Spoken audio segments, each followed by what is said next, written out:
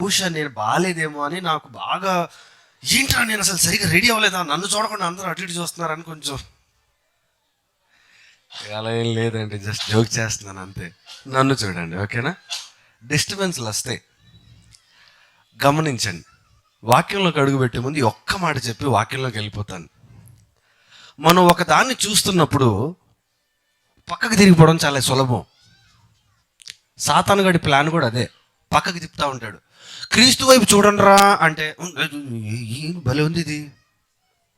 క్రీస్తు వైపు చూడండిరా అంటే అరే ఇదేదో చాలా బాగుంది, డబ్బులా పాప. సో సాతాను గడి ప్లాన్స్లో ఒక ప్లాన్ ఏంటి అని అంటే దేవుణ్ణి తప్ప అన్ని చూపిస్తాడు. ఇప్పుడు నేను దేవుడితో పోల్చుకోవట్లేదు సుమా, మీరు ఫోకస్ నా మీద పెట్టినప్పుడు పక్కకి తిరగడం చాలా ఈజీ, కానీ నన్ను చూస్తూ ఉండడం చాలా కష్టం. నేనేమంటున్నానంటే అంత కష్టమైనా నన్నే చూడండి అంటున్నా. అర్థమవుతుందా? చిన్న ప్రార్థన. పరిశుద్ధుడా, ప్రేమ కలిగిన తండ్రి, నీకు వందనాలయ్యా. కృప కలిగిన దేవా, నాతో మాట్లాడండి, నా ద్వారా మాట్లాడండి, నీ బిడ్డలతో మీరు మాట్లాడండి, నీ సహాయం మీరు దయచేయండి.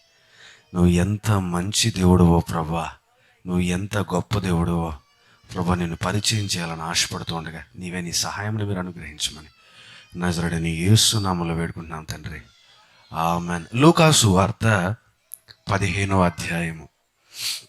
లూకాసు వార్త 15వ అధ్యాయం. చిన్నప్పటి నుంచి వింటున్నాం బ్రదర్, అదే స్టోరీ అంటారేమో. మీకు తెలిసిన స్టోరీలో నుంచి మీకు తెలియని విషయాలు చెప్దామని ఆశపడుతున్నా ఈరోజు.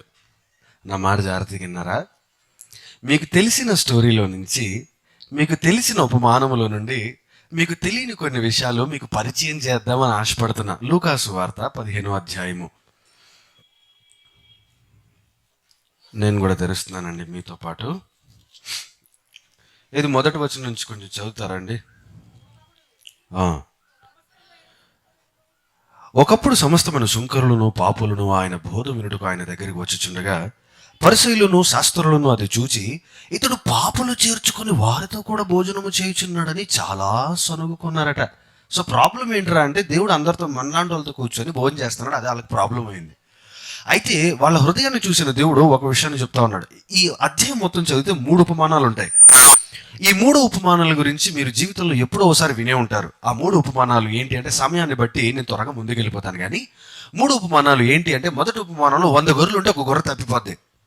కానీ ఆ యజమానుడు ఏం చేస్తాడు, లేకపోతే ఆ కాపరు ఏం చేస్తాడు అని అంటే ఆ 99 వదిలిపెట్టి ఆ ఒక్కదాని కోసం వెతుకుతా ఉన్నాడు. వీళ్ళకి అర్థమైందేమో అని దేవుడు అనుకొని వీళ్ళకి అర్థం కాలేదని అర్థమయ్యి, సో వాళ్ళకి అర్థం కాలేదన్న విషయం దేవుడు అర్థం చేసుకొని వాళ్ళకి అర్థం అవ్వాలి కాబట్టి దేవుడు ఇంకొక ఉపమానం కూడా చెప్పాడు. ఏంటి చెప్పాడు చదువుతారా? 2వ ఉపమానం 8వ వచనం. ఏ స్త్రీకైనను 10 వెండి నాణములు ఉండగా వాటిలో ఒక నాణము పోగొట్టుకుంటే ఆమె దీపము వెలిగించి ఇల్లు ఊడ్చి అది దొరుకు వరకు జాగ్రత్తగా వెతకదా. సో పాయింట్ ఏంటి అంటే, అక్కడేమో గొర్రె పోయింది. సరే, గొర్రెలంటే ఓన్లీ గొర్రెల కాపులా అర్థం చేసుకుంటారేమో అని బిజినెస్ చేసే వాళ్ళకు కూడా దేవుడు మాట్లాడుతున్నాడు. ఏంటి అంటే 10 వెండి నాణాలను ఒక వెండి నాణం పోయింది. అయితే ఒక వెండి నాణం పోతే మీరు ఆ వెండి నాణం కోసం మీరు వెతకరా అని దేవుడు మాట్లాడుతూ ఉన్నాడు. సరే, వ్యాపారస్తులకి అర్థమైంది, గొర్రెల కాపర్లకి అర్థమైంది, ఆస్తున్న వాళ్ళకి అర్థమైంది. కానీ అరే ఏంట్రా, గొర్రె కదా పోతే పోని, మనలాంటి వాళ్ళకి ఏముంది, ఒక బిర్యానీ పొట్టలో ఒకటి పడితే ఆ పోతే పోని అంటామేమో. ఒక కోటేశ్వరుడు 500 రూపాయలు కింద పడితే ఆ పోల్లో ఎవడు అడుక్కునేవాడు ఎత్తుక్కుంటాడేమో అని అనుకుంటారేమో అని దేవుడు బంధుత్వాలను కూడా మాట్లాడుతున్నాడు, సొంత కుమారుడు గురించి కూడా మాట్లాడుతూ ఉన్నాడు. సో నా ఉపమానం ఈరోజు తప్పిపోయిన కుమారుడు గురించి. కానీ ఆయన ఎంతగా తప్పిపోయాడో, దేవుడు ఎలా తిరిగి రక్షించుకున్నాడో మీ అందరికీ తెలుసు కాబట్టి నేను అది తప్ప మిగిలిన విషయాలన్నీ చెప్తా. అర్థమైందా? Okay, no I'm just joking, I'll tell you everything. నేను అన్నీ చెప్తాను, డోంట్ వరీ. అయితే 11వ వచనం నుంచి కొద్దిగా ముందుకు వెళ్ళిపోదాం త్వరగా. మరియు ఆయన ఇట్లా, నేను ఒక మనుషునికి 2 కుమారులు ఉండేవి. వారిలో చిన్నవాడు, తండ్రి ఆస్తిలో నాకు వచ్చు భాగము ఇమ్మని తన తండ్రిని అడుగగా అతడు వారికి తన ఆస్తి పంచిపెట్టెను. ఈ అధ్యాయం మొత్తాన్ని నేను సింపుల్గా 1 నిమిషంలో చెప్పాలంటే, ఒక తండ్రికి 2 కొడుకులు ఉన్నారండి. అయితే 2 కొడుకుల్లో ఒక చిన్నోడు వచ్చాడు. చిన్నోడు వచ్చి, తండ్రి మరి మన వాటా ఉంది కదా అని నాకు ఇచ్చి.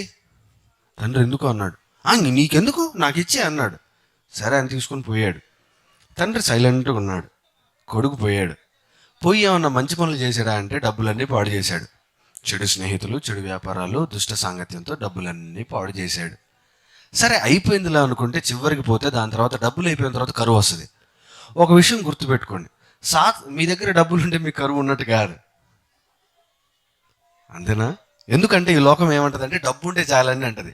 కానీ కాదండి. ఈరోజు డబ్బులుండి కూడా కనీసం 4 మాటలు పంచుకోవడానికి మనుషులు లేరు. నీ ఒంటరితనం నీకు ఒక కరువు. మీకు అర్థం కాల. డబ్బులు ఉన్నాయి, చెప్పుకోవడానికి 4 మనుషులు లేరు, మీరు కరువులో ఉన్నారు. మీ దగ్గర డబ్బులు ఉంది, 4 మనుషులు ఉన్నారు, కానీ మీ దగ్గర మంచి ఆరోగ్యం లేదు అనుభవించడానికి, మీరు కరువులో ఉన్నారు.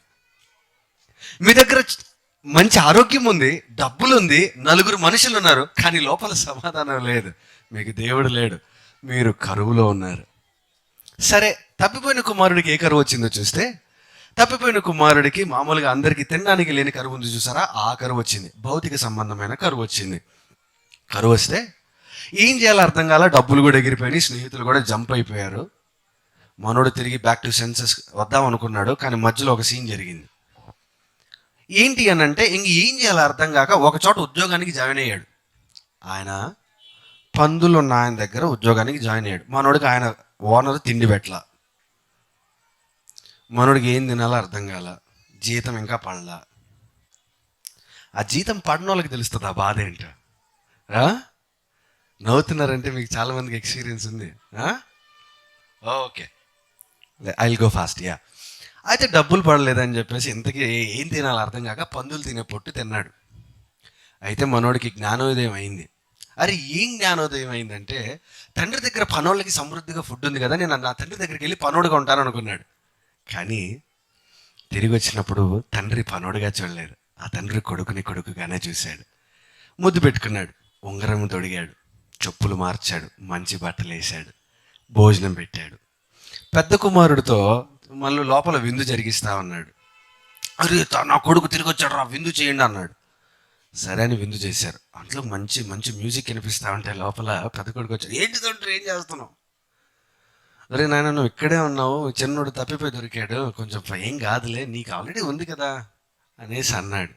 సరే, ఈ స్టోరీ అంతట్లో చెప్పిన తర్వాత నేను ఒక క్వశ్చన్ అడుగుతాను. ఆ క్వశ్చన్కి మీకు ఏమనిపిస్తుందో నాకు ఆన్సర్ చెప్పండి. ఈ స్టోరీలో హీరో ఎవరు? అరే ఏదో ఒకటి చెప్పండి. ఇందులో ఉన్న 3 క్యారెక్టర్లే, తండ్రి, 2 కొడుకులు.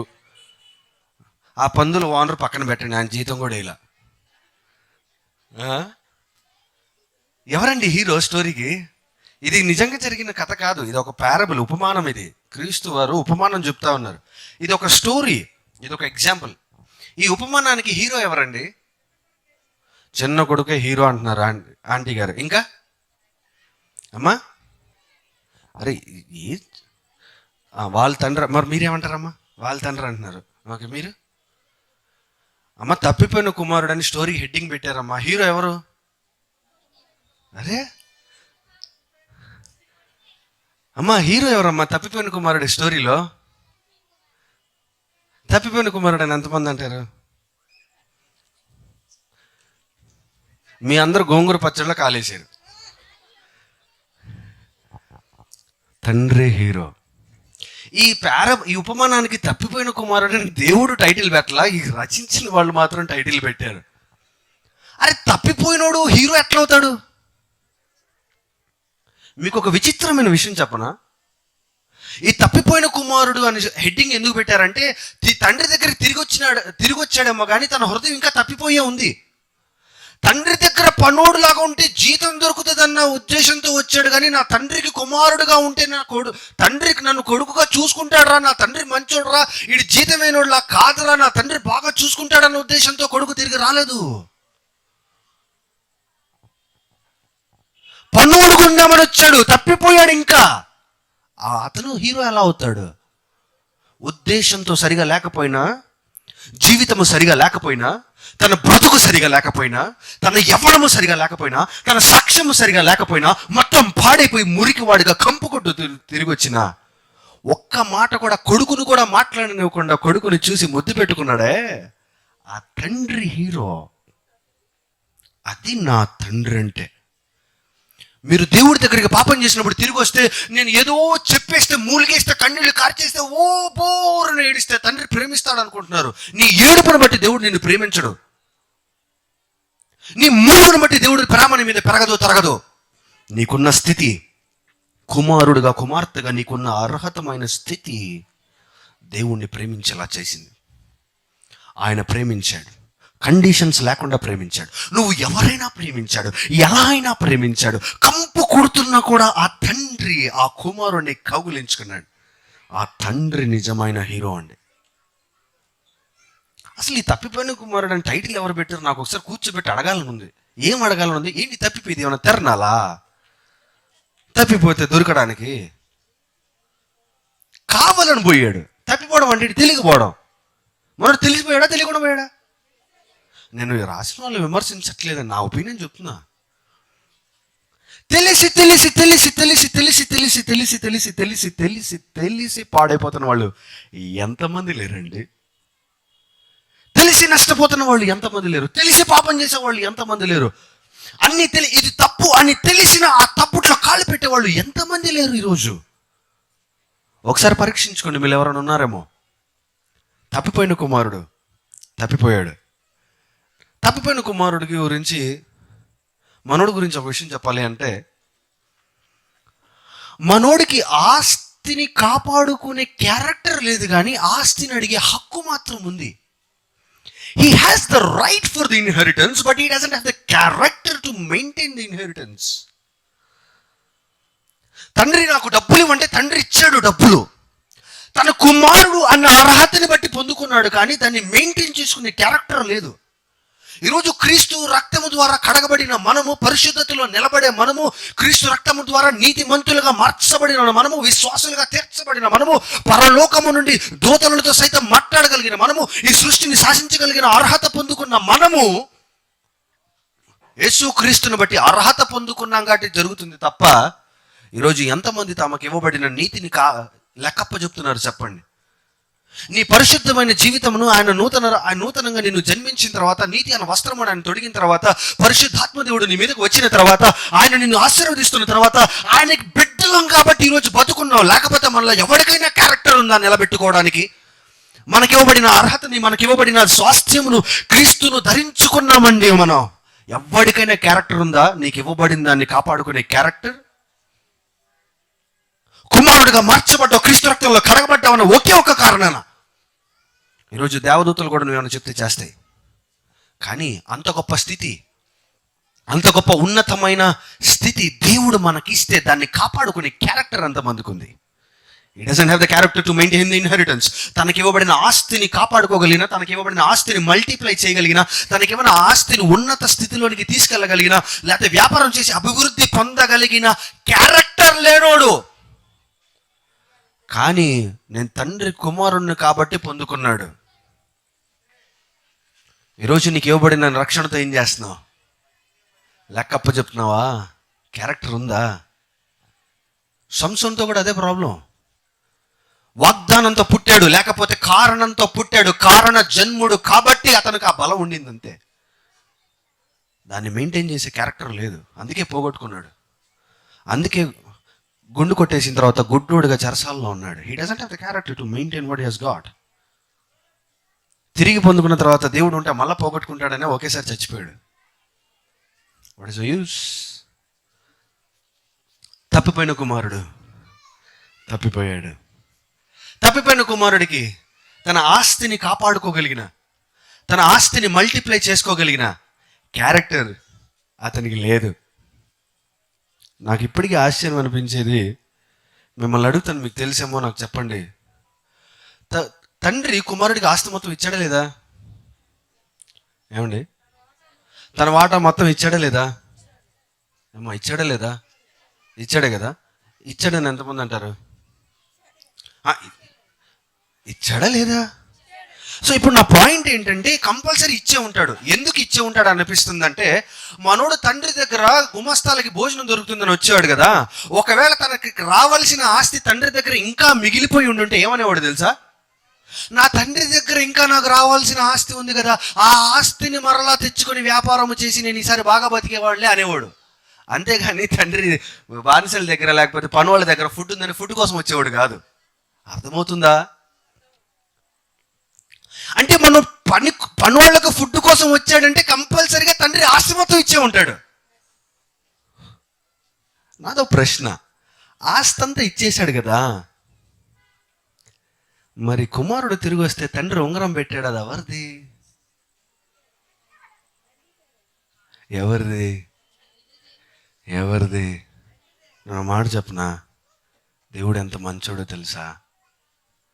నీకు ఇచ్చిన అవకాశాలన్నీ నువ్వు కోల్పోయినా, నీకు ఇచ్చిన ప్రతి అవకాశంలో దేవుణ్ణి నువ్వు మోసం చేసినా, దేవుడు నీకు ఇచ్చిన స్వాస్థ్యాన్ని మొత్తాన్ని నువ్వు కూలగొట్టుకున్నా, నీ జీవితం అట్టడుగు స్థాయిలోకి వెళ్ళిపోయినా, నీ జీవితం ఇంకా తిరిగి రాలేనంత బూడిద లాంటి పరిస్థితుల్లోనికి నువ్వు వెళ్ళిపోయినా, నా దేవుడు ఇంకా ఐశ్వర్యవంతుడు.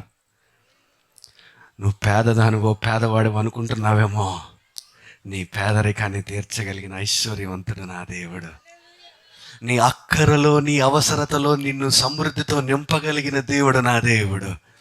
నీకు ఇవ్వబడింది నువ్వు కోల్పోయావేమో, కానీ తిరిగి సమకూర్చగలిగిన దేవుడు నా దేవుడు. నీకున్న ప్రతి అవకాశమును వదిలేసుకున్నావేమో, కానీ నీకున్న ప్రతి ఉద్యోగమును, ప్రతి వ్యాపారమును, ప్రతి అవకాశమును, ప్రతి కుటుంబమును, ప్రతి విధమైన అర్హతను నువ్వు కోల్పోయావేమో, కానీ అట్టడుగు స్థాయిలోకి వెళ్ళిపోయావేమో, కానీ నా దేవుడు నేను మరలా ఆశీర్వదించగలిగిన దేవుడు. ఈరోజు నేను ఒక మాట చెప్తున్నా, కుమారుడా, కుమార్తె, నువ్వు ఏ స్థాయిలో ఉన్నావు నాకు తెలీదు. ప్రియ సహోదరి, ప్రియ సహోదరుడా, నీ జీవితంలో ఎన్ని అవకాశాలు నువ్వు కోల్పోయావో నాకు తెలీదు. ఎంతగా దేవుడిచ్చిన అర్హతని, దేవుడిచ్చిన కృపని దుర్వినియోగము చేశావో నాకు తెలీదు. కానీ ఈరోజు ఒక మాట చెప్తున్నా, ఏంటో తెలుసా? నువ్వు తిరిగిరా. నీ దగ్గర ఏం లేదేమో, కానీ దేవుడు తన దగ్గర ఉన్న సంచిలోంచి తీసి నీకు ఇస్తాడు. ఇదిగో నువ్వు ప్రార్థన చేస్తే, ఇదిగో నువ్వు మొరపెడితే, ఇదిగో నువ్వు కన్నీళ్లు కారిస్తే, ఆకాశవాకిళ్ళు విప్పి ఆయన పట్టజాలనంత దీవెనలతో నిన్ను నింపగలిగిన మంచి దేవుడు. ఎంత గొప్పోడండి, ఎంత గొప్పోడండి. ఈ స్టోరీకి హీరో కుమారుడు కాదండి, తండ్రి. ప్రేమించే తండ్రి, ప్రేమించే తండ్రి, ప్రేమించే తండ్రి. ఓ మాట చెప్తున్నా, రాసి పెట్టుకోండి ఇది, ఎందుకంటే this is the most important part of the story. కుమారుడు తిరిగి వచ్చాడు, తండ్రి 2 విషయాలు చేశాడు. కుమారుడు ఏమన్నా మాట్లాడా? ఒక్క మాట. అమ్మా, కుమారుడు తిరిగి వచ్చాడు కదా, ఈ స్టోరీ మొత్తం చదివాం కదా, అదే స్టోరీ మొత్తం విన్నాం కదా, కుమారుడు ఒక్క మాట అయినా తండ్రి దగ్గరికి వచ్చి మాట్లాడా? ఒక్క మాట, తండ్రి ఇదిగో నేను తిరిగి వస్తాను అని కూడా అనలేదు.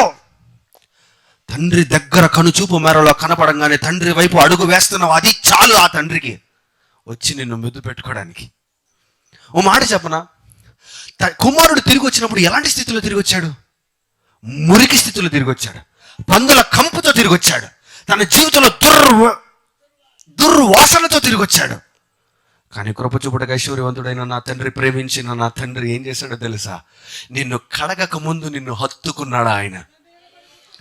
నిన్ను కడగక ముందు, నీతో మాట్లాడక ముందు, నువ్వు ఆయనతో మాట్లాడక ముందు, నువ్వు తిరిగి వస్తే చాలు ఆయన నిన్ను హత్తుకొని ముద్దు పెట్టుకొని ఆ కంపు మీద ముద్దు పెట్టుకున్నాడు. ఈరోజు దేవుడు అంటారు, మన దేవుడి దగ్గరికి వెళ్ళాలంటే పరిశుద్ధంగా ఉండాలండి అంటారు. సాతాను వాళ్ళది. అపరాధ భావముతో ఈరోజు చాలా మంది కుట్టుమిట్లాడడానికి కారణం ఏంటో తెలుసా? నువ్వు ఎట్లా వెళ్తావు దేవుడి దగ్గరికి? నువ్వు పాపిస్తుదానివి కదా, పాపిస్తుడు కదా, ఏ ముఖం పెట్టుకొని వెళ్తావు దేవుడి దగ్గరికి? అపరాధ భావము అనే వలలో ఈరోజు చాలా మంది యవనస్తులు మునిగిపోతా ఉన్నారు. దేవునితో ఇంతకాలం భక్తి జీవితం చేశావు కదా, ఇంతకాలం భక్తి చేశావు కదా, ఇంతకాలం ప్రార్థన చేశావు కదా, ఇంతకాలం వాక్యాన్ని బోధించావు కదా, ఇంతకాలం నీతిగా బతికావు కదా, ఈ రోజు దేవుడు ఇంత దగ్గరకు వచ్చాక ఏ ముఖం పెట్టుకోనని దేవుడి దగ్గరికి తిరిగి వెళ్తామంటే చాలా మంది సూసైడ్ చేసుకోవడానికి తిరిగి వెళ్తున్నారు. అపరాధ భావము అనే భయంకరమైన వలది. ఈరోజు నేను చెప్తున్నా, నువ్వు మాట్లాడకుండానే, ఇంకో మాటలో చెప్పాలంటే నిన్ను మాట్లాడనివ్వకుండానే నా దేవుడు నిన్ను ముద్దు పెట్టుకుంటాడు. నువ్వు తిరిగి వస్తే చాలు. All that matters to God is if you have come back to God. దేవుడి దగ్గర నుంచి పొందుకున్నారు చాలామంది. అనారోగ్యం ఉన్నప్పుడు దేవుడు దేవుడు దేవుడు అంటారు, అనారోగ్యం పోయిన తర్వాత దేవుడు పోతాడు. డబ్బులు డబ్బులు డబ్బులు డబ్బులు డబ్బులు అంటారు, ఆర్థిక వనరులు అంటారు, ఆర్థిక అవసరతలు అంటారు, దేవుని కోసం ప్రాకులాడతారు, దేవుని కోసం నిలబడతారు, దేవుని కోసం ఎంతోగానో చేస్తారు. కానీ దేవుడు నీకు ఇచ్చిన తర్వాత దేవుడు నీకు కనపడ్డు. తప్పిపోయిన కుమారుడు క్యారెక్టర్ అది. అంతకాలమైన తండ్రి దగ్గర ఎందుకున్నాడంటే వయసు వచ్చినప్పుడు అడిగి వీలునామా ప్రకారం తీసుకొని వెళ్ళిపోవచ్చని. బుద్ధి సరిగా లేదే. ఈరోజు దేవుని అవసరాల కోసం వాడుకునే వాళ్ళందరూ ఇదే బ్యాచ్. రోగం ఉన్నప్పుడు దేవుడు, రోగం పోయాక డబ్బులు కావాల్సి వచ్చినప్పుడు దేవుడు, అది అయిపోయాక ఉద్యోగం కావాలో వ్యాపారం కావాలో లేకపోతే ఎగ్జామ్స్ ఉన్నప్పుడు దేవుడు, అది అయిపోయాక ఏడి నీ జీవితంలో దేవుడు. ఈరోజు ఒక మాట చెప్తున్నా, నువ్వు ఎట్లాంటి ఉద్దేశంతో దేవుడి దగ్గర నుంచి తిరిగి వెళ్ళిపోవో నాకు తెలియదు, కానీ ఈ మాట విని దేవా తిరిగి వస్తున్నానయ్యా, నన్ను చేర్చుకో ప్రభా అని నువ్వు అనకముందే ఆయన నిన్ను హత్తుకుంటాడు, నిన్ను వదిలిపెట్టాడు, నిన్ను విడిచిపెట్టడు, నిన్ను వదిలివేయడు, ముద్దు పెట్టుకుంటాడు ఆయన. నీ కంపు జీవితమే, అవును కంపు జీవితమే. నీ జీవితం నష్టకరమైన జీవితమే, అవును నష్టకరమైన జీవితమే. కానీ ఆయన ప్రేమించాడండి. ఆయన ప్రేమకి నీ కంపు అడ్డు కాదు. ఆయన ప్రేమ ముందు నీ పాపము అడ్డు కాదు. ప్రేమించాడు కాబట్టి పాపంలో ఉన్న నీ కోసం ప్రాణం పెట్టాడు. నీ పాపము దేవుడి ప్రేమను ఆపదు. నీ పాపము దేవుడు చూపిస్తున్న కరుణను ఆపదు. నీ పాపము దేవుడు చూపిస్తున్న కృపను ఆపదు. పాపంలో ఉన్నావు కాబట్టి కృప అవసరం. పాపం లేకపోతే నువ్వు పరిశుద్ధుడితో కృప అవసరం లేదు. పాపం విస్తరించిన చోటే కృప విస్తరించింది, అవునా కాదా? అవునా కాదా? కానీ ఒక విషయం ఇక్కడ అర్థం చేసుకోవాల్సింది, కుమారుడు తిరిగి వచ్చాడు, తండ్రి విందు చేశాడు. ఎలా ఎలా విందు ఎట్లా అవుద్దండి? మీ బిలాల్లో మటన్ బిర్యానీ ఎలా వండుతారండి? కొయ్యాలా? చంపాలా? నువ్వు మటన్ బిర్యానీ తినాలంటే ఒక జీవం పోవాల్సిందే. నువ్వు చికెన్ బిర్యానీ తినాలంటే, ఒక విందు చెయ్యాలంటే ఒక చికెన్ అది కోయాల్సిందే, అది చావాల్సిందే. ఈరోజు ఒక మాట చెప్తున్నాను నేను, నువ్వు తిరిగి వచ్చినప్పుడు దేవుడు నీతో ఏం మాట్లాడు, నిన్ను ఏం మాట్లాడినా కూడా ముద్దు పెట్టుకుంటాడు, సరే బానే ఉంది. నువ్వు దేవుడి దగ్గరికి తిరిగి వచ్చినప్పుడు దేవుడా అని నువ్వు ప్రార్థన చేస్తే రామ్మ నిన్ను హత్తుకుంటాడు, బానే ఉంది. అరచేతుల్లో చిక్కుకుంటాడు, బానే ఉంది. నువ్వు తిరిగి వస్తే దేవుడు విందు చేస్తాడు, బానే ఉంది. 3 ఉపమానాల్లో కూడా విందు జరిగింది. ఈ అధ్యాయంలో 3 ఉపమానాలు ఉన్నాయి. వెండి నాణాల ఉపమానం ఉంది, తప్పిపోయిన గొర్రె ఉపమానం ఉంది, తప్పిపోయిన కుమారుడు ఉపమానం ఉంది. 3 ఉపమానాల్లో విందు జరిగింది. కానీ ఎలా? ఎవరో ఒకరు చావాలి. ఈరోజు నువ్వు తిరిగి వస్తే దేవుడు విందు చేస్తాడు. పరలోకంలో సంతోషం ఉంటుంది, పరలోకంలో విందు జరుగుతుంది. కానీ నువ్వు తప్పు చేసే ప్రతిసారి అర్థం చేసుకోవాల్సింది ఏంటంటే, ఎవడో ఒకడు చచ్చిపోతున్నాడు అక్కడ ప్రాణం అర్పించడానికి. నువ్వు తిరిగి వచ్చినప్పుడు నీ రక్తము కార్చడానికి, నీ కోసం విందు చేయడానికి ఒకడు ఆల్రెడీ మరణించున్నాడు. అది మర్చిపోతే ఎలా? At what price is the festival? At what price is the food? What is the price? పెళ్లి విందు చేస్తే కొన్ని లక్షల రూపాయలు అవుద్ది. ఈ విందు చేయాలంటే ఎన్ని లక్షలు ఇస్తే దేవుడు ప్రాణాన్ని కొనగలవు నువ్వు? మీ ఇంటి గృహప్రవేశం భోజనాలు పెట్టాలంటే కొన్ని వేల రూపాయలు అవుతాయి. ఎన్ని వేల డబ్బులు ఇస్తే నా దేవుడి ప్రాణాన్ని కొనగలరు మీరు? నువ్వు పాపం చేస్తున్న ప్రతిసారి నువ్వు గుర్తుపెట్టుకోవాల్సింది, there is a price that is paid. ఒకవేళ విందు జరుగుతుంది, నువ్వు తిరిగి వస్తే విందు జరుగుతుంది, కరెక్టే. వెలంతా నా దేవుడి ప్రాణమంతా, నా దేవుడి ప్రాణమంతా. ఈరోజు పాపం చేసే ప్రతి ఒక్కరు గుర్తుపెట్టుకోవాలి.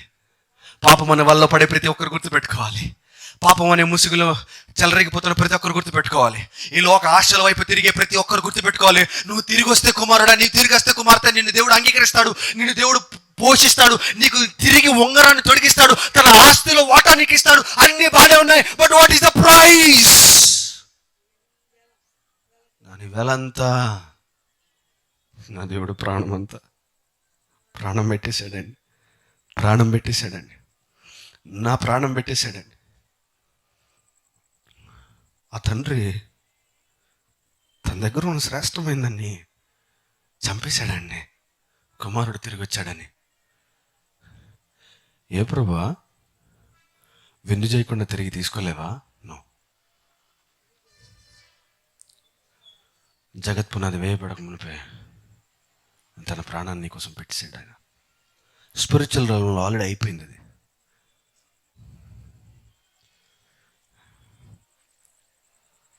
ఒక తల్లి ఒక బిడ్డని కనాలంటే పక్కనున్న భర్తలైనా చెప్పండి, కన్న తల్లులైనా చెప్పండి, మీరు బిడ్డని కన్నప్పుడు ప్రసవ వేదన ఉంటుంది కదా, బయటకు వచ్చిన బిడ్డలో మీకు ఫస్ట్ కనిపించేది ఏంటో తెలుసా? రక్తం. రక్తం. ఆ తల్లి తన రక్తంతో తన రక్తాన్ని చిందిస్తూ ఒక బిడ్డను ఎలా కనిందో, నా దేవుడు ఆయన రక్తంలో నిన్ను కొన్నాడు. తల్లి బిడ్డను చూడంగానే ఇరుప, నలుప, తెలుప, పొట్టా, పొడుగా, బరువా చూడదు. నా పేగు తెంచుకొని పుట్టిన బిడ్డ రా. స్తన్యం మీద పెడతారు, తల్లి స్తన్యం మీద. మా తల్లి స్పర్శ బిడ్డకు కావాలి అని. ఓ మాట చెప్పనా, ఆ తల్లి ఆ బిడ్డని తన రక్తంలో చూసగానే తన్ని ప్రేమించేసింది. తండ్రి క్రీస్తు రక్తంలో నిన్ను చూసి నిన్ను అమితముగా ప్రేమించేశాడు ఆయన. అమ్మ, నువ్వు ఏ కలరు, ఏ క్యాస్టు, ఏ రంగు, ఏ పొట్టా, పొడుగా, తెలుప, నలుప, వంకర, చెడ్డ, మంచ ఏమీ చూడలేదమ్మా. ఆ తండ్రి, ఆ కుమారుడు రక్తంలో నిన్ను కన్నాడమ్మా. ఆ రక్తంలో చూసి ఏమీ ఆలోచించకుండా అబ్బా ముదిమి వచ్చి వరకు తన సంకన పెట్టుకున్నాడంటే దాని అర్థం తెలుసా? రొమ్మున ఆనించుకున్నాడు ఆయన. నేను ఎక్కడికి చాలా చోట్ల ఈ విషయం చెప్పా, ఇక్కడ కూడా చెప్పాలని ఆశపడుతున్నా. ఏంటో తెలుసా, ఈ మైక్ నేను పట్టుకున్నా, నా జీవితాంతం నేను పట్టుకోగలనా? ఈ మైక్ని నేను చచ్చిపోయేంత వరకు ఈ మైక్ని పట్టుకోగలనా? ఏదో ఒక రోజు వదిలిపెట్టాలి కదా. ఈరోజు ఫోన్స్ అడిక్షన్ చాలా మందికి ఉంది కదా. ఈ ఫోన్ నేను జోబులో పెట్టుకుంటా, నేను నా మరణ సమాధి వెళ్ళేంత వరకు, అది ఎన్ని సంవత్సరాల తర్వాత జరుగుతుందో తెలీదు, అప్పుడు దాకా ఈ ఫోన్ నా చేతిలో ఉంటుందా? ఉండదు. ఏదో ఒకరోజు వదిలిపెట్టాల్సిందే. ఈ మైక్ ఇలానే 3 గంటలు ఇలాగే పట్టుకుంటే చేయి తిమ్మిరెక్కేస్తుంది. దీన్ని వదిలిపెట్టాల్సిందే. ఒక విషయం చెప్పనా, ఆయన నిన్ను పట్టుకుంటే, జాగ్రత్తగా వినండి, జాగ్రత్తగా వినండి, జాగ్రత్తగా వినండి. ఆయన నిన్ను పట్టుకుంటే ఎక్కడ బరువు ఎక్కువైపోయి ఎప్పుడైనా వదిలిపెట్టాల్సి వస్తుందేమో, ఆయన నిన్ను పట్టుకోకుండా అరచేతుల్లో చిక్కుకున్నాడు. నా చేతి మీద ఉన్న గీతలు నేను చచ్చిపోయేంత వరకు ఎప్పుడైనా పోతాయా? ఆయన నిన్ను పట్టుకోలే, చెక్కుకున్నాడు ఆయన. చిన్న బిడ్డను చూడండి, కింద పెడితే పాకులాడడం చేత కదని కింద మురుకుందని చెప్పి తల్లి చంకన పెట్టుకుంటుంది. ఎప్పుడు వదిలిపెట్టాడు తెలుసా? ముదిమి వచ్చాక. ఆయన వదిలిపెట్టాడని లేదు, ముదిమి వచ్చే వరకు సంకన పెట్టుకున్నాడు అన్నంత తప్ప ఎప్పుడు వదిలిపెట్టాడు ఎప్పుడు రాయబడలేదు. ఎందుకంటే ఆయన ఎప్పుడు విడిచిపెట్టాడండి. నా దేవుడు అంతేనండి, పిచ్చి పిచ్చిగా ప్రేమించేస్తాడండి. ఆయన ప్రేమ ఎందుకు ఇంత పిచ్చిదో నాకు అర్థం కాదు. ఆయన, మీకు ఒక విషయం చెప్తాను, జాగ్రత్తగా వినండి. కొంచెం లోతుల్లోకి వెళ్తున్నా, కొంచెం బైబిల్ తెరిచి లోపల్లోకి వెళ్తున్నా, జాగ్రత్తగా వినండి. ఈ సెప్టెంబర్ నెలలో గ్రీక్ క్యాలెండర్ ప్రకారం బూరల పండుగ జరుగుతుంది. ద ఫెస్టివల్ ఆఫ్ ట్రంపెట్స్ జరుగుతుంది. దాని తర్వాత యోమ్ కపూర్ అనే రోష్ హషన్నా అనే రోజు మీద యోమ్ కపూర్ అనే ఒక పండుగ జరుగుతుంది బైబిల్ ప్రకారం, ప్రాయశ్చిత్త దినం. 10 రోజులు బూరల పండుగ జరిగాక ఆ 10వ రోజు ఏం చేస్తారంటే, ఆ 10 రోజులు బూరలు పాడుతూ ఉన్నప్పుడు, షోఫర్లు ఊదుతా ఉన్నప్పుడు, వీళ్ళందరూ ప్రాయశ్చిత్త, అమ్మో అమ్మో అమ్మో దేవుడు ఇన్ని కార్యాలు చేశాడు నా జీవితంలో ఉందని ప్రాయశ్చిత్త పడతా ఉంటారు. 10వ రోజు వచ్చేస్తుంది. 10వ రోజు వచ్చినప్పుడు రోష్ హషన్నా అంటే యోమ్ కపూర్ అనే రోజున ప్రాయశ్చిత్త దినమున ఏం జరుగుతుందంటే, ప్రధాన యాజకుడు ఒక బలిని అర్పించి ముందు తనని శుద్ధి చేసుకొని ఇంకోసారి మళ్ళీ ఆ రక్తం తీసుకొని ఇంకోసారి బలి అర్పించి ఆ బలి తీసుకుని ఏం చేస్తాడంటే, ఇజ్రాయేల్ దేశము పాపములంతటిని మోసుకుని పోయి అతి పరిశుద్ధ స్థలంలో ఆ కరుణపీఠ మీద చల్లుతాడు. ఆ రక్తాన్ని తీసుకుని ఇలా పోతాడు. ఆ లోపలికి పోతున్నప్పుడు దేశమంతా చూస్తూ ఉంటుంది. ఆ 10వ రోజున మొత్తం బూరలు ఊది ఊది ఊది చివరి బూర ఊదుతూనే ఉంటారు. చాలా లందిగా ఉన్నప్పుడు దేశం అంతా ఇలా చూస్తూ ఉంటుంది. అమ్మో ఏం జరిగింది? ప్రధాన యాజకుడు లోపల పోతున్నాడు. సంవత్సరానికి ఒకసారి పోవాలి. అమ్మ బాబాయ్ ఇప్పుడు దాకా మళ్ళీ లాస్ట్ ఇయర్ ఎప్పుడో పోయాడు, ఇప్పుడు మళ్ళీ పోతున్నాడు, తిరిగి వస్తాడంటారా? కొంచెమైన గ్లిచ్ ఉన్నా, కొంచెమైన పాపం ఉన్నా చచ్చురుకుంటాడు ప్రధాన యాజకుడు లోపల. తిరిగి వస్తాడంటారా? అందరు ఏడుస్తూ ఉంటారు. ప్రధాన యాజకుడు రక్తం తీసుకొని లోపలికి పోతూ ఉంటాడు. ఆ రక్తం చెల్లాక తండ్రి వీరి పాపాలన్నీ కప్పేస్తాడు, దేశంలో ఉన్న ప్రతి ఒక్కరి పాపం. నేను మాట చెప్తున్నా, ఆ యాజకుడు చేతిలో ఉన్న రక్తమును చూసి దేవుడు యాజకుల్లో క్షమించేసి దేశాన్ని క్షమిస్తూ ఉంటే, ఆయన క్రీస్తు రక్తంలో మనల్ని చూసి ఆ రక్తంలో మనం వస్తూ ఉంటే ఆయన మనల్ని క్షమించేశాడు. ఇందాక అన్నాను చూసారా, ఆ తల్లి రక్తంలో బిడ్డను చూసిన తర్వాత ఆ తల్లి ప్రేమించకుండా ఉండగలదా?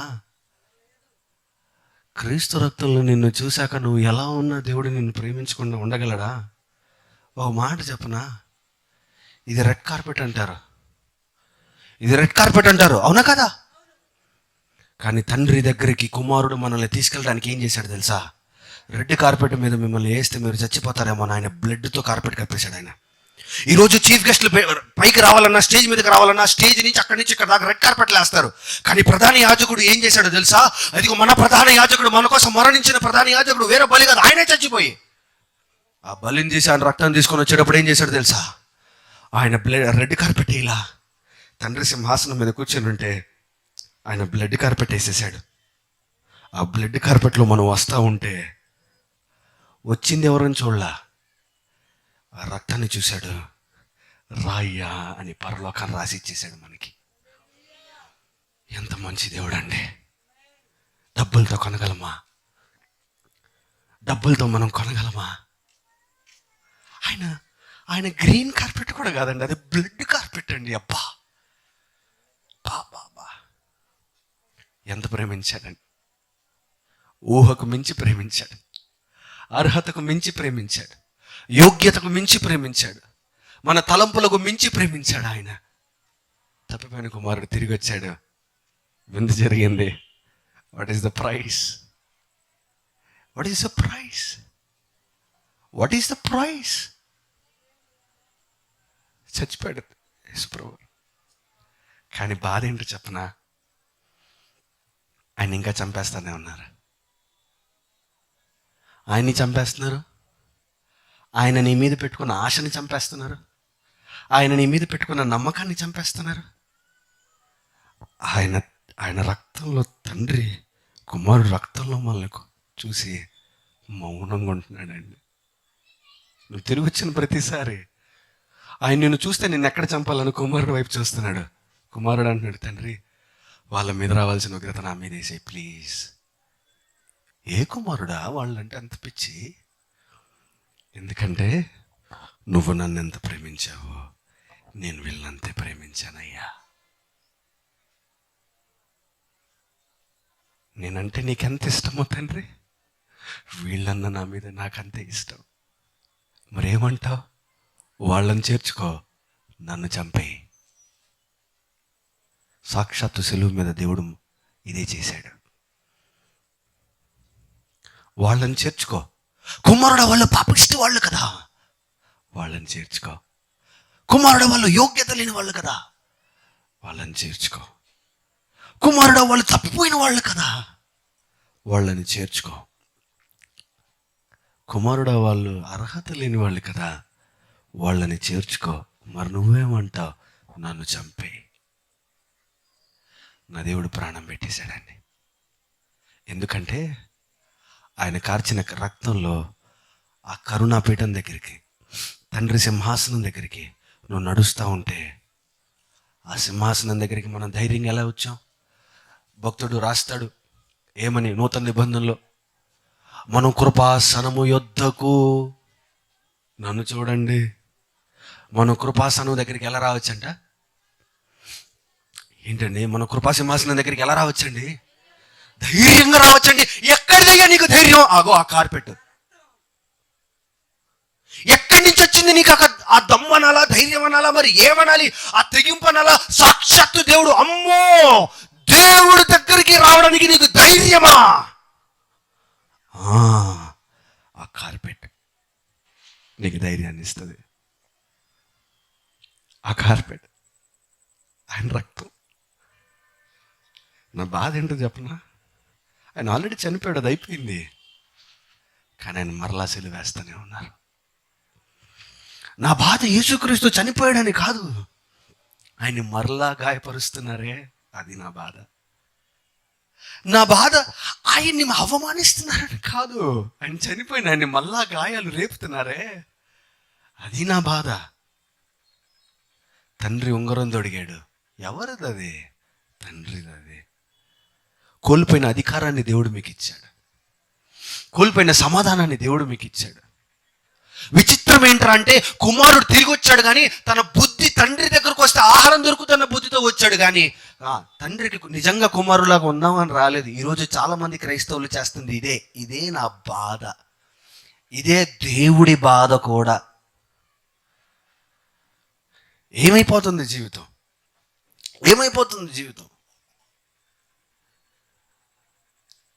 ఒక గాయం అయితే రక్తం వస్తుంది. నా దేవుడు ప్రతి అనుక్షణము భూమి మీద ఎవరో ఒకరు ఆయన గాయపరుస్తూనే ఉన్నారు. ఆయన రక్తం కారుస్తున్నాడు. మరి ఆయన చనిపోయాడు ఎప్పుడు? 2000 సంవత్సరాల క్రితమే. కానీ ఆయన ఇంకా బుద్ధి ఎప్పుడు మారుతుందండి మంది?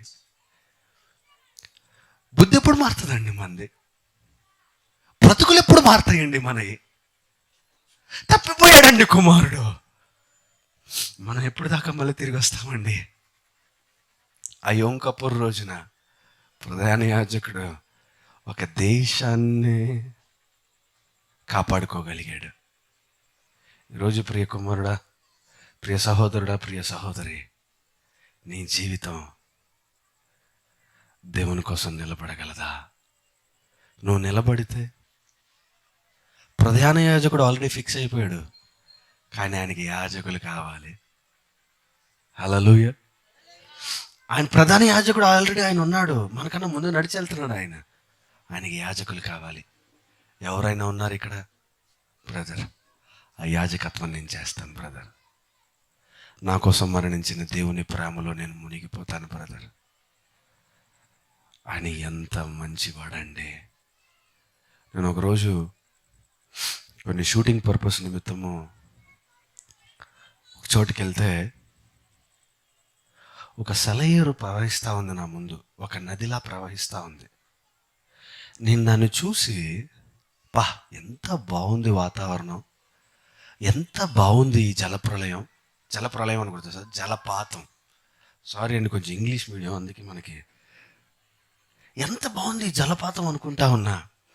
దేవుడు నాతో మాట్లాడాడు. ఏమన్నా తెలుసా? కుమారుడా, ఈరోజు నువ్వు ఈ నీళ్లు తాగడానికి నువ్వు పుట్టక ముందే, కొన్ని వేల సంవత్సరాల ముందే ఈ నీళ్లు నేను ఎప్పుడో మంచు పర్వతంలో దాచిపెట్టి ఉంచానయ్యా. ఆ బొగ్గలో నువ్వు పుట్టక ముందే, ఈ రోజు నువ్వు నీళ్లు తాగడానికి నువ్వు పుట్టక ముందే కాదు, భూమి పడుతున్నప్పుడు ఈ నీటిని నేను లోపల నీటి బొగ్గలో దాచిపెట్టానయ్యా. అదయ్యా నువ్వంటే నాకు పిచ్చి. జగత్ పునాది వేయబడక మునిపే నేను నిన్ను ఎరిగి ఉన్నానంటే, తల్లి గర్భములో నువ్వు రూపించబడక మునికే ఆయన నిన్ను ఎరిగి ఉన్నాడంటే అర్థం ఏంటంటే, రేపు తాగబోయే నీళ్లను కూడా నువ్వు పుట్టక ముందే దేవుడు సిద్ధపరిచాడు. నువ్వు రేపు పీల్చుకునే ఊపిరి కూడా దేవుడు నువ్వు కళ్ళు తెరిచి లెగవక ముందే రేపు మధ్యాహ్నం పీల్చుకునే ఊపిరికి ఆల్రెడీ ఆజ్ఞాపించాడు ఆయన. ఒక వెంట్రుకు కూడా ఆయనకి తెలియకుండా ఊడిపోదు. అదండి నువ్వంటే పిచ్చి. అంతగా చూసుకుంటాడండి, కళ్ళల్లో పెట్టి చూసుకుంటాడండి ఆయన. నువ్వు ఎక్కడ మాయమైపోతావని ఆయన కునుకడు కూడా కొనకడు. ఆయన నిద్రపోడు. ఎక్కడ నీకేమైపోద్దా అని. అదండి నా దేవుడు పిచ్చి ప్రేమ. ఆ ప్రేమ నిజంగానే పిచ్చిది. ఎందుకనంటే దానికి ఏ రీజన్ లేదు. ఇష్టం వచ్చినట్టు మాట్లాడడం అంటే, పిచ్చి వాళ్ళు అంటే అర్థం ఏంటో చెప్పనా? నువ్వు మాట్లాడడానికి లాజిక్ లేదంటే పిచ్చి అంటారు. అంతేనా కాదండి? నేను గాల్లో ఎగురుతానంటే నన్ను ఏమంటారు మీరు? అంటే పిచ్చోళ్ళ మాట్లాడుతున్నావు అంటారు. అంతేనా కదా? అరే మనిషి ఎట్ట గాల్లో ఎగురుతాడు? అసలు ఎట్ట పాసిబుల్ అది? నీలాంటోడిని నాలాంటోళ్ళని దేవుడు ఎట్ట ప్రేమిస్తాడు? అది పిచ్చి. అది దేవుడి పిచ్చి ప్రేమ. ఆ ప్రేమను చులకని చేయకండి. దేవుడు ఎంత ప్రేమించాడండి. హత్తుకునేంత ప్రేమ. నువ్వు కంపు కొడుతున్నా, నీ ఇష్టం వచ్చినట్టు జీవించినా, నువ్వు ఎలా బ్రతికినా నా దేవుని ప్రేమ నీ మీద మారలా. కానీ ఆ ప్రేమను ఆసరాగా తీసుకొని ఆయన్ని మరలా సిలువ వేయకండి. Every time you sin there is a price that is paid. There is a festival that has been happening when you come back. నువ్వు తిరిగి వచ్చినప్పుడు ఒక పండుగ జరుగుద్ది. What is the price? ఎవరు కట్టారు దానికి వెల? నా దేవుడు కట్టాడు.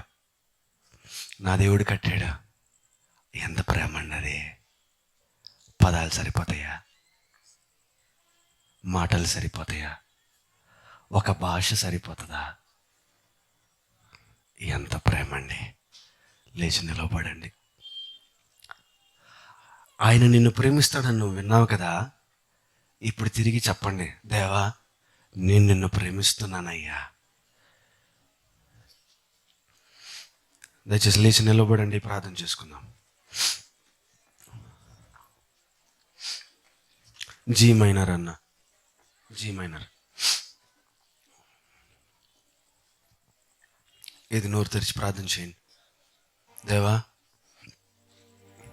క్షమించు ప్రభా, నువ్వు మమ్మల్ని ఎంతగా ప్రేమిస్తున్నావని మేము అర్థం చేసుకోలేదు ప్రభా.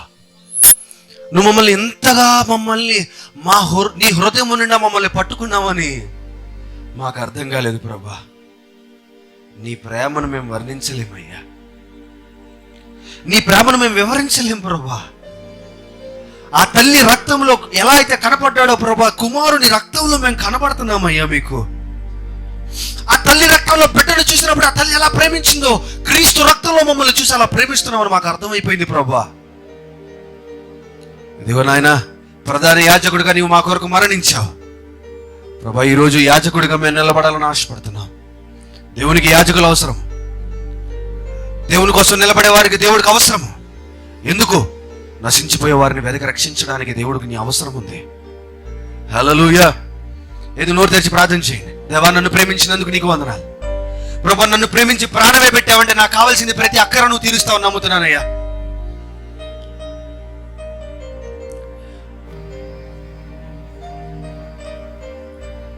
Don't wait for me. నేనేదో మిమ్మల్ని ప్రార్థనలో నడిపించాలని వేడకండి. ప్రాణమే పెట్టిన దేవుడి కోసం 2 మాటలు నీ నోట్లో నుంచి రావా? జీవితంగా ధారపోసే రక్తము కార్చి నిన్ను మళ్ళీ తిరిగి తెరుచుకొని ఉంగరము నీకు తొడిగించి ఆ రాజ్యములో, పరలోక రాజ్యంలో నీ సీటు కన్ఫర్మ్ చేసే దేవుడి కోసం నీకు 2 మాటలు రావా? ఏం ప్రేమ నీది. హల్లెలూయా. నోరు తెరవండి, నోరు తెరవండి, నోరు తెరవండి, నోరు తెరవండి, నోరు తెరవండి.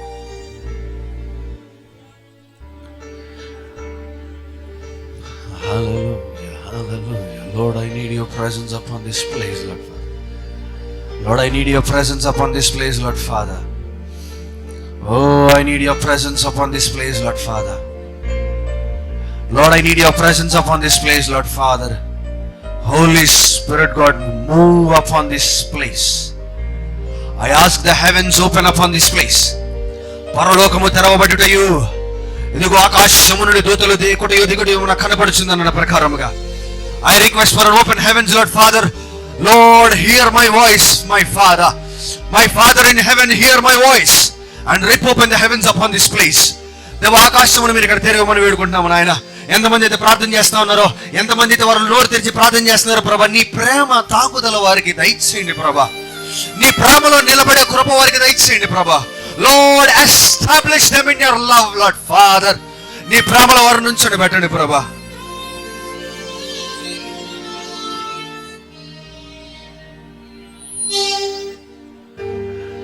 దేవా ఎందుకు ప్రేమించావు ప్రభా? ఎందుకు ప్రేమించావు ప్రభా? అర్థం కాలేదయ్యా. పిచ్చోళ్ళ ప్రభా, నీ ప్రేమను అర్థం చేసుకోకుండా లోకం వైపు తిరిగావు ప్రభా. ప్రభా పిచ్చోళ్ళ ప్రభా, నీ ప్రేమ ఎంత గొప్పదని తెలిసిన సాతాను గడిసి బిస్కెట్లకు పడిపోయావు ప్రభా. క్షమించు ప్రభా, క్షమించయ్యా. అయ్యా నీ రక్తము మరపడతా ఉంది ప్రభా. ఇదిగో కయ్యను రక్తము భూమిలో నుంచి మరపట్టగలిగితే క్రీస్తు ఖర్చుల రక్తము ఈ భూమి నుంచి ఏడవట్లేదా? క్రీస్తు రక్తం ఇంకా ఏడుస్తా ఉంది. తండ్రి నన్ను రక్షించు, వీళ్ళని రక్షించు అని ఏడుస్తానే ఉంది. హల్లెలూయా.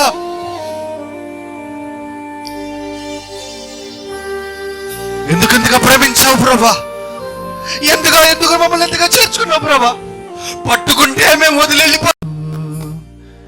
ప్రేమించి దేవా ఎందుకో నా దీన స్తుతి పాత్ర. ఏమి ఇవ్వలేని తప్ప స్తుతి చేస్తాను.